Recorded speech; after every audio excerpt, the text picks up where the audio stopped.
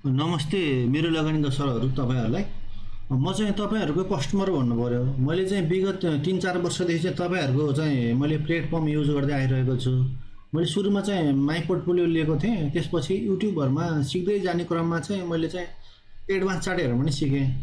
Advance chart हेरेपछि मैले live हेर्न ठिक लागेर मैले लाइभ हेर्छु फुर्सद भएको बेलामा। अब अचेल त घरमा भएको बेला लाइभै हेरिन्छ भनौँ न। तर त्यति बेला चाहिँ सेयर संसार तपाईँहरूको मात्रै थियो एक प्लेटफर्म। अहिले पछिल्लो समयमा चाहिँ चुकुल.com पनि आयो र चाहिँ नेप्से अल्फा.com चाहिँ पहिलादेखि थियो, तर यसमा चाहिँ लाइभ चार्ट आउँथेन, पछि मात्र अपडेट हुन्थ्यो 4-5 घन्टा पछि, 2-3 घन्टा पछि। अनि मैले तपाईँहरूको सब्सक्रिप्सन मैले चाहिँ 3 वर्ष जति भयो लिन थालेको, 1.5-2 वर्ष पुरा बढी पनि भयो। मेरो लगानी के अरे पोर्टफोलियो त सुरुदेखि नै हो, मैले थाहा हुने बित्तिकै हो। अनि त्यसपछि तपाईँ एडभान्स चार्ट हेर्ने क्रममा चाहिँ कस्तो भन्दाखेरि अहिले चाहिँ तपाईँले थाहा होला नेप्से अल्फा.comले नि आफ्नो चाहिँ वेबसाइट चाहिँ अलिकति विस्तृत गरेर एडभान्स गरेर अहिले चाहिँ त्यसले लाइभ गर्न थाल्यो नि त। नेप्से अल्फा.com लाइभ आउनु थाल्यो त, यहाँसम्म त ठिकै थियो। त्यसले पछिल्लो समयमा के गरिदियो भन्दाखेरि तपाईँको यो थपिदियो, यतापट्टि साइडको यो चाहिँ ड्यासबोर्ड थपिदियो। के थपिदियो भन्दाखेरि टप 10 गेनर, टप 10 लुजर र टप 10 टर्नओभर यहाँ थपिदियो सर। त्यो भएपछि एकदम सजिलो भयो हेर्नलाई। अब स्थिति के भयो भन्दाखेरि मैले पैसा चाहिँ तपाईँलाई तिरेको छु होइन, तर वेबसाइट चाहिँ मैले चाहिँ एडभान्स चार्ट चाहिँ तपाईँको नहेरिकन मैले चाहिँ नेप्से अल्फा.comको हेरिरहेको छु। यो चाहिँ है, यो प्लेटफर्म चाहिँ यो टप 10 गेनर लुजर र टर्नओभर भइहाल्यो। तपाईँहरूमा के छ भन्दा केमा सीमित छ भन्दाखेरि तपाईँहरूको चाहिँ टप 10 गेनर र लुजर छ, टर्नओभर छैन। अनि उसको चाहिँ एकै ठाउँमा हुन्छ, तपाईँको तलमाथि गरेर यसरी हेर्नु पर्ने हुन्छ। एउटा यो समस्या भयो, पोइन्ट नम्बर 1 यो भयो। पोइन्ट नम्बर 2 के छ भन्दाखेरि समस्या तपाईँहरूकोमा भन्दा उसकोमा के राम्रो छ भन्दाखेरि अब यसको वाच लिस्ट चाहिँ यहाँ छ, वाच लिस्ट यहाँ छ, यहीँ हेर्न मिल्छ यो वाच लिस्ट होइन। आफूले के हेर्ने, कुन कम्पनी हेर्नु, यहाँबाट हेर्न मिल्छ। तपाईँहरूको के छ यहाँ त केही पनि छैन, यति आउने यहाँ बाहेक अन्त केही पनि आउँदैन। अब तपाईँ वाच लिस्टहरूलाई चाहिँ छुट्टै उता पोर्टफोलियोमा गएर यसरी चाहिँ छुट्टै पेजमा गएर यसरी हेर्नु पर्ने हुन्छ होइन। यो पनि झन्झटिलो छ नि सर, तपाईँहरूले यसलाई पनि अलिकति एडभान्स गर्दै लगाउनु पर्यो। दोस्रो कुरो यो भयो, तपाईँको माई पोर्टफोलियो के अरे माई वाच लिस्ट यसको तपाईँ अर्को पेजमा जानु पऱ्यो भने नेप्से अल्फा.comको चाहिँ यहीँ छ। यो चाहिँ म्यानेज लिस्ट गर्न मिल्ने हुन्छ। यो चाहिँ तलमाथि यहाँबाट चाहिँ यो गर्न मिल्यो। अब मैले चाहिँ यहाँ आफूले सेभ गरेर राखेको चाहिँ तपाईँकोमा के छ भन्दाखेरि सरहरू हेर्नु होला, म तपाईँलाई समस्या भन्दैछु, मलाई लाग्यो अप्ठ्यारो लाग्यो। मैले आफूले कुन कुनहरू चार्ट हेर्ने भनेर मैले यहाँ सेभ गरेर राखेको छु। जस्तै मैले एनएलजी हेरेँ, जति मैले यहाँ चार्टहरू राखेको छ यहाँ सेभ गरेर कति हेरेँ मैले। एनएलजी हेरेँ यहाँबाट, ल एनएलजी हेर्न चाहेँ। एनएलजीको तपाईँको यहाँसम्म यत्तिकै हेर्न ठिकै छ। यो ड्यासबोर्डले गर्दाखेरि पुरै चार्ट हेर्न पाउँदैन नि त। त्यो भएको भएर यसलाई यहाँ क्लिक गर्नु थियो कि यो ड्यासबोर्ड अटोमेटिक हट्यो। एनएलजी मैले गर्नु पऱ्यो। अब त्यसपछि तपाईँको मैले के गर्नु पऱ्यो भन्दाखेरि अब सिजिएचमा जानु पऱ्यो, हेर्नु पऱ्यो भने मैले फेरि यहाँ गएर मैले चाहिँ एनटिसीमा जाऊँ न, ल एनटिसीमा गएँ। एनटिसीमा गएपछि अब यहाँ जानु पऱ्यो, ड्यासबोर्ड हट्यो नि त। अब फेरि अर्को कुनै जानु पऱ्यो भने तपाईँको फेरि लोड चार्टमा गयो, अनि त्यो कुनमा गयो, एसआइसिएलमा गऱ्यो, यहाँ गयो, यसरी गऱ्यो। मैले यहाँ चिन्ह लगाएको हुन्छु नि त, कहिले किनेको थिएँ कहिले बेचेको थिएँ, अहिले मैले यहाँ म चिन्ह लगाएको देखेँ होइन होइन। म चिन्ह लाउने गर्छु नि त होइन, सेभ गरेपछि देखिन्छ। तपाईँको यत्तिकै अब चाहिँ एनआइएल निला हानि हुन्छ नि, हुन त होइन, आउँछ नि यत्तिकै नै आउँछ नि, नआउने होइन। तर यसरी हान्दाखेरि चाहिँ सिजिएच यसरी हान्दा चाहिँ के हुन्छ भन्दाखेरि आफूले कहिले किनेको कहिले के गरेको भनेको चिन्ह लगाएर राखेको हुन्छ, त्यो चिन्हहरू चाहिँ हटेको हुन्छ, इन्डिकेटरहरू हटेर गएर हुन्छ। बारम्बार इन्डिकेटर मिलाइरहेको हुनुपर्छ, गर्नुपर्ने हुन्छ। त्यो भएको भएर जस्तै अब गाह्रो लाग्यो मलाई।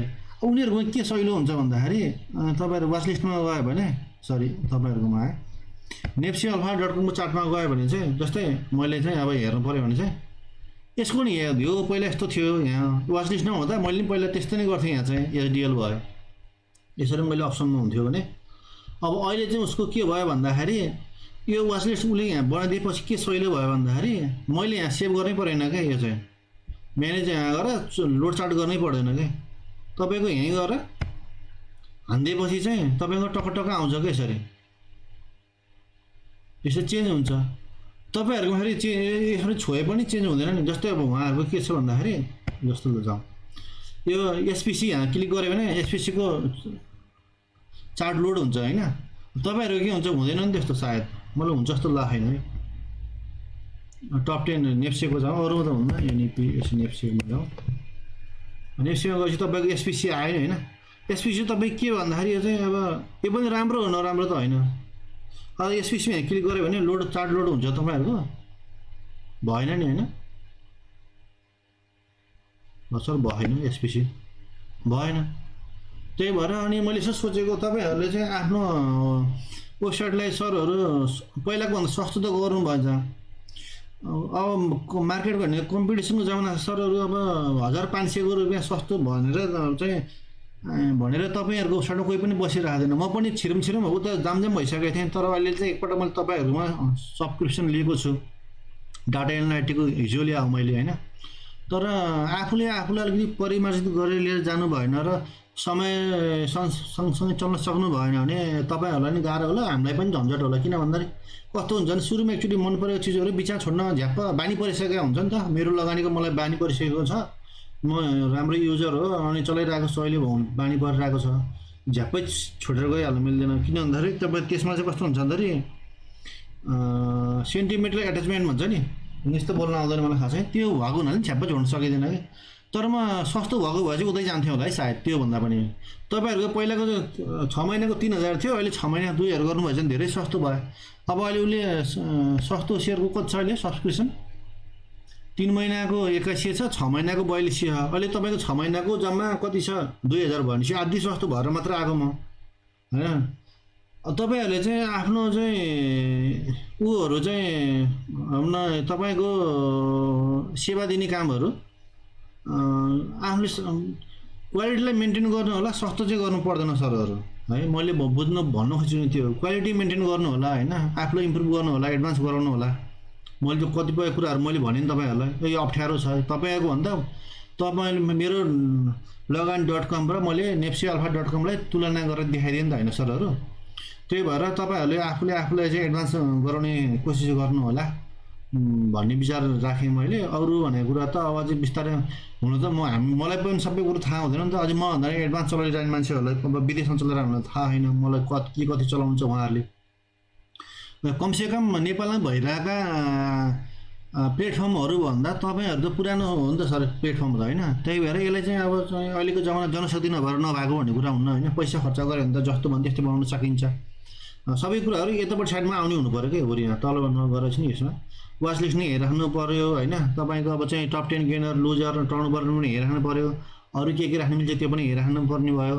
अनि तपाईँको चाहिँ यो डेको पनि तपाईँको कस्तो भन्दाखेरि तपाईँको यसमा चाहिँ 2 आवरको अप्सन छैन।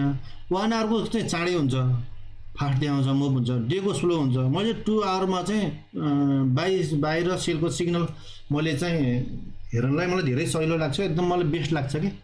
2 आवरको अप्सन पनि भयो भने सजिलो हुन्थ्यो होला, मलाई चाहिँ एकदम बेस्ट लाग्छ। अप्सन हुन त राम्रो हो नि त होइन, युज गर्नेले गर्छ नगर्ने गर्दैन नि त। तपाईँहरूलाई 1 आवरसँग 2 आवर हाल्दा त कुनै कठिनाइ त हुँदैन होला, त्यो पनि हालिदिनु पर्ने भयो।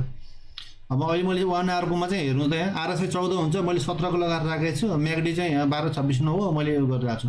अब मैले 1 डेमा त छुट्टै ट्रेडिङ गरेको छु खास 1 डेमा चाहिँ मैले।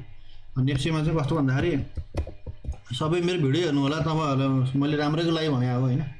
कमाइ हुन्छ तपाईँहरूको, मेरो भन्दा तपाईँहरूको कमाइ हुने हो। म त हामी त कस्टमर हो, मैले तपाईँहरूलाई अब सल्लाह सुझाव दिन मिल्यो नि त होइन।